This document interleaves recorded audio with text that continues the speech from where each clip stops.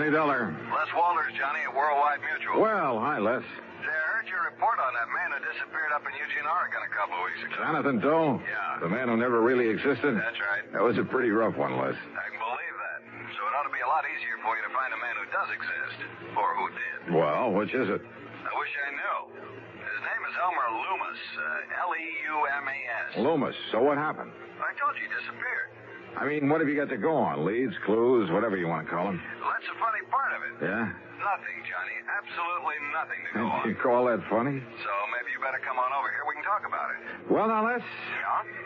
So maybe you're right.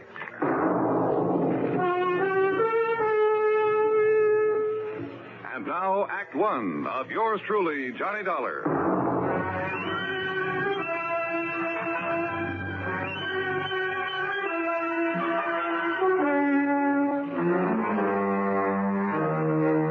Expense account submitted by Special Investigator Johnny Dollar to the Worldwide Mutual Insurance Company, Home Office, Hartford, Connecticut. Following is an account of expenses incurred during my investigation of the Leumas matter, spelled Leumas.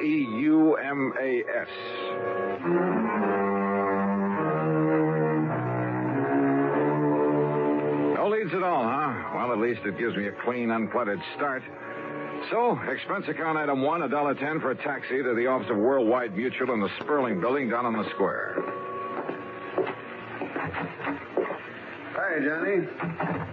I suppose I could have saved time by telling you over the phone just to pack your bags and head on down to Vineland, but sit down. Thanks. Vineland, New Jersey? That's right. About halfway between Philadelphia and Atlantic City. Yeah, Les, I know the place. I handled a couple of... Hey, wait a minute. You said Leumas? That's right, Elmer Leumas, the man who disappeared. Isn't there a Leumas glass company in Vineland? One of the biggest. Up till a few years ago when he retired, Elmer Leumas was the sole owner of it. And he must be plenty wealthy, huh? Millions. Which offers a lot of possible reasons for his disappearance. That's right. Okay, then, Lester, tell me all. I thought I made myself clear, Johnny, when I said I should have sent you right on down there to Vineland, because all I know about him is that he's wealthy, retired, sportsman, yachtsman, that sort of thing, and he suddenly vanished. How old a man is he? Well, according to this copy of the policy, he's 59. Straight life? Straight life. And who stands to benefit if his body just happens to turn up somewhere dead? His wife, Lena. How old is she? Let's see, she was 30 last June. Oh? That's right. And incidentally, I understand she's quite a beauty. At least according to Harry Ware, who sold the policy. Incidentally, huh? What do you mean by that? Oh, use your head, Les. Young, attractive woman, wealthy husband, nearly twice her age. Here we go again. Now, don't go jumping to conclusions, Johnny. Oh, no, of course not. Of course not. But just how soon do you suppose I can make connections to Vineland, New Jersey?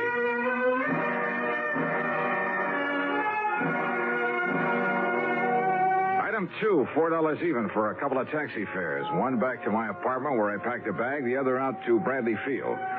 Item 3, $12.55 for a plane to Philadelphia. Item 4, there in the city of brotherly love, $50 deposit on a rental car. After a late and hasty lunch, that's item 5, $2.25, I drove across the Delaware River Bridge and picked up Route 47. South Jersey is flat as a pancake, but full of beautiful homes and rich farmland, occasional cranberry bogs, and lots of big poultry farms and peach orchards. So the drive was a pleasant one. Then, in Vineland, the so-called heart of sunny southern Jersey, I went straight to police headquarters, a block off Landis Avenue, the main drag. I contacted Sergeant Louis Tomaso, with whom I'd worked before. As usual, he was right on the ball. Kind of had a hunch you might be dragged in on this. How are you, Johnny? Well, pretty good, Louis. Or rather, I'm not so sure. You have any real leads on this case? Johnny? Yeah? Let me hand you a thought for the day. Okay, shoot. Don't be surprised when you find that Lena Leumas isn't at all broken up over this loss of her husband, because she isn't. If you ask me, she's downright tickled to death about it. Is that your snide way of telling me that she's interested in somebody else? Somebody closer to her own age? Johnny, if I could find out who that somebody else is, but who knows, maybe there isn't any. Or maybe there's a dozen of them. I don't know. This gal is the social type. One big party after another, night after night, month after month, ever since they got married. And Leumas? Couldn't stay far enough away from it all. Spend most of his time off on hunting or fishing trips or out on his yacht. Funny that he ever married her in the first place. Well, in a a gorgeous young charmer starts cooing at a poor, lonely widower, nearly 60, well, what do you expect? Apparently all she cared about was getting her hooks on his money. What else? When did he go? 10 days ago. Got up, had breakfast, announced he was going to spend the day in Philadelphia. Walked out the front door, and that was the last anybody ever saw. And what about enemies, Lou? Not a one that anybody knows. I mean, any reason to think he might have been hauled off and murdered? The only reason to think he wasn't is the fact he took some luggage, some clothing with him. Well, that doesn't prove anything. You've questioned his wife, of course. Yeah. When you get through talking to her, you'll know just as much or as little as I do. Well, how about his favorite hunting and fishing spots? Check them all, favorite and otherwise. Nothing. You say that he owns a yacht. Owned. Huh? A sailboat, a big one. Kept it down in the little town of Tuckahoe on the Tuckahoe River. So? He just happened to have sold that yacht 2 days before he disappeared. Oh. Johnny, we haven't a single solitary thing to go on. You sure about that, Lou? What do you mean? Not even his wife?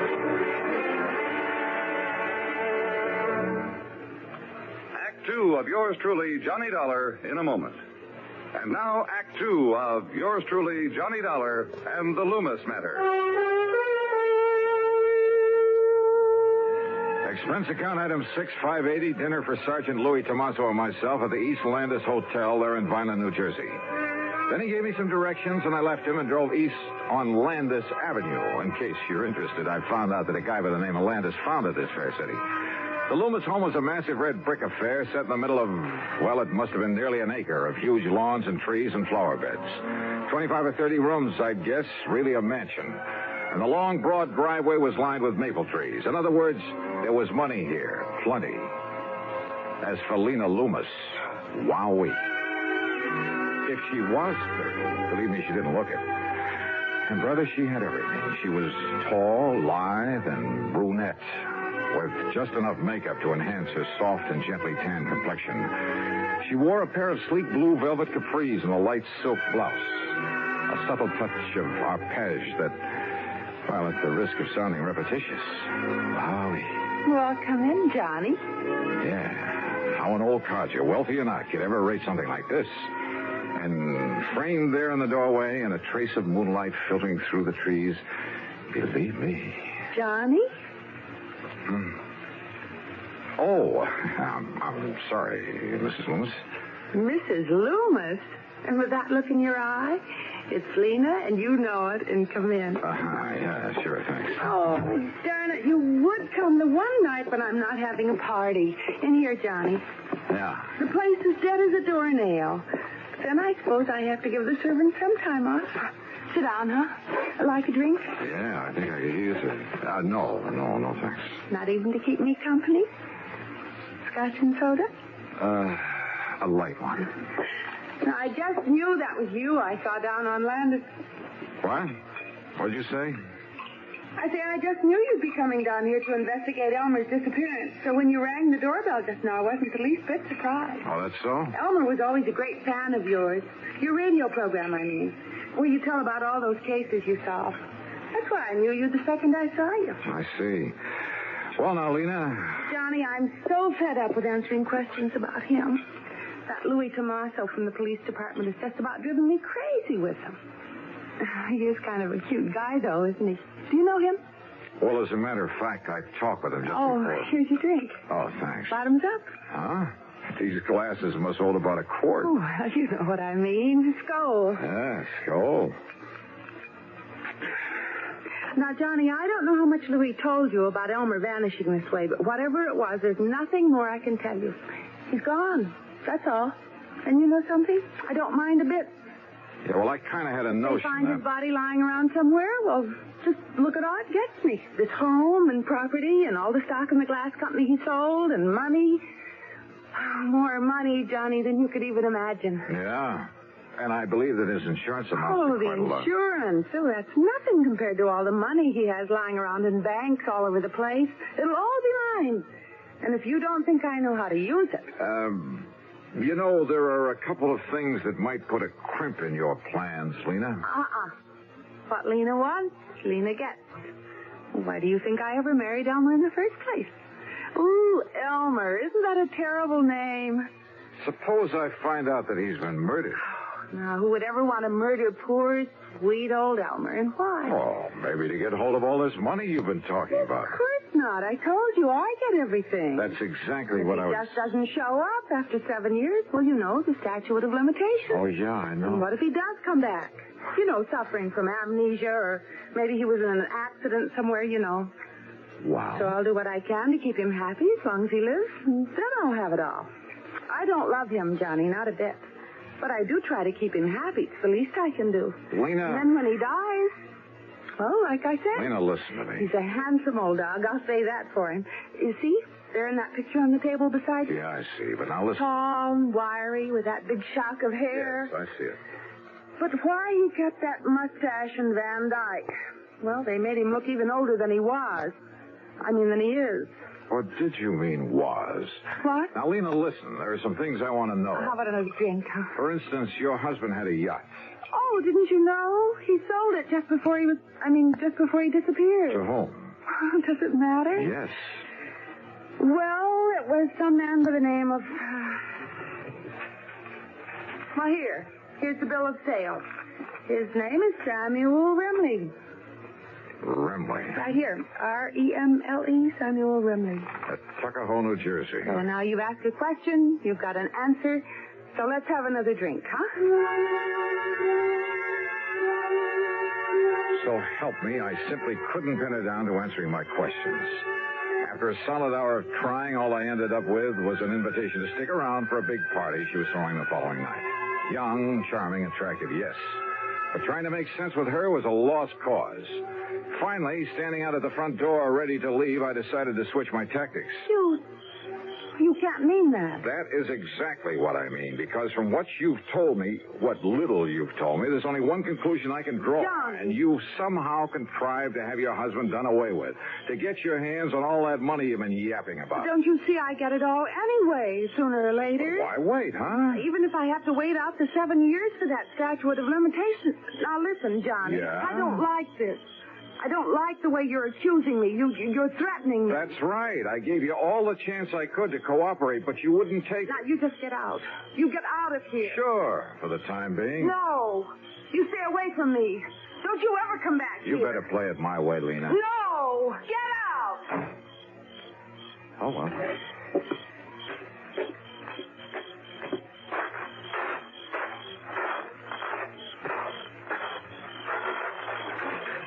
Hey, just a minute, buddy. Oh?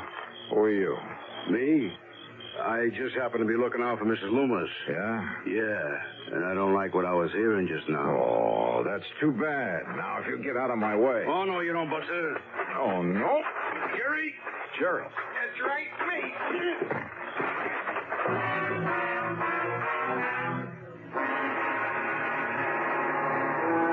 Of yours truly, Johnny Dollar.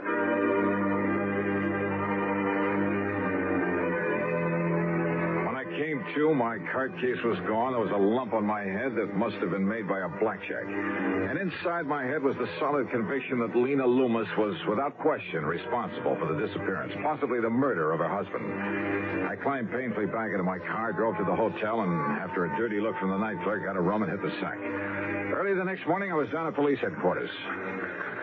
Well, not having had a good look at him, you don't give us much to go on. Yeah, well, look, if you pick them up, Lou, let me take care of them. Now, Johnny... Let's just say I want to question them.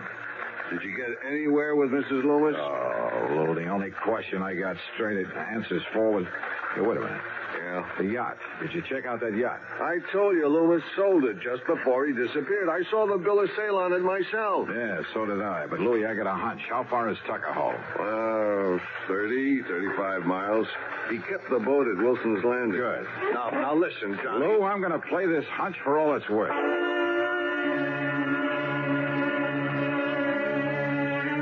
It was more than a hunch, because it had to do with a rather strange and interesting combination of names.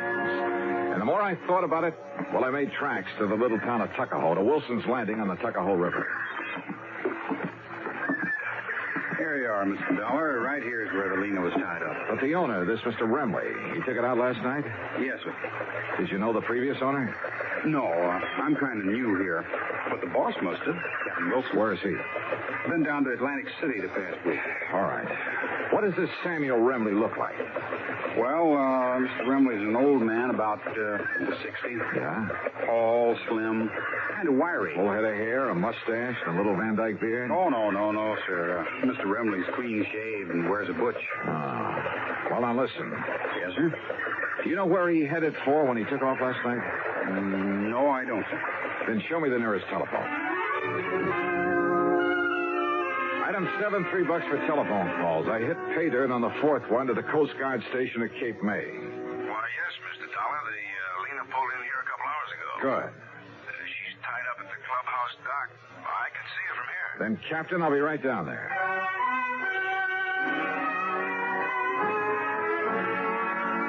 The highway police must have all been looking the other way, for I'm sure I deserved a handful of tickets for speeding on the trip down to Cape May. And there I found the Lena, tied up and taking on supplies. The owner?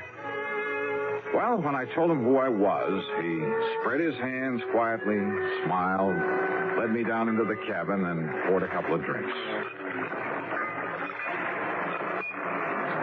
Salute, Mr. Dollar.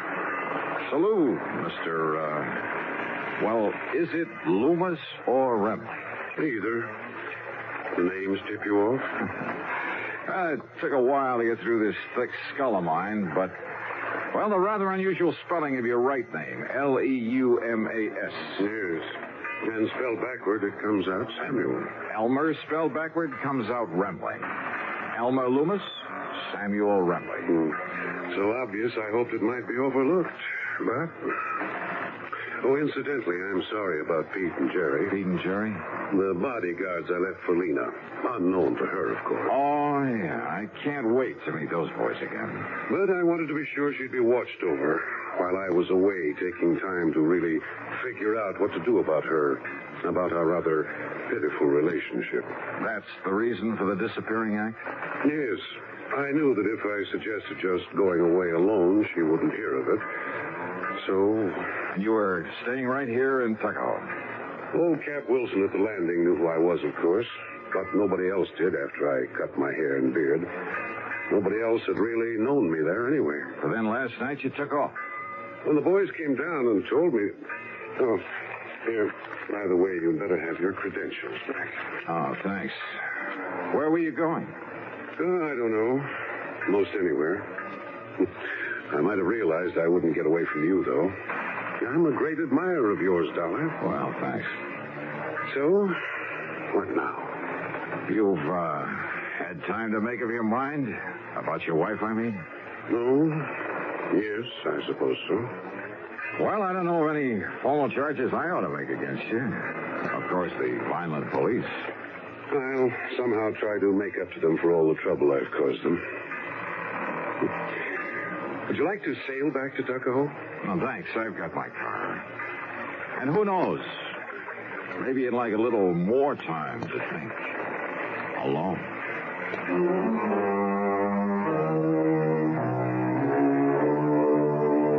So, it wasn't much of a case after all. The two thugs, Sergeant Louis locked them up for assault, and I guess that'll have to do for them.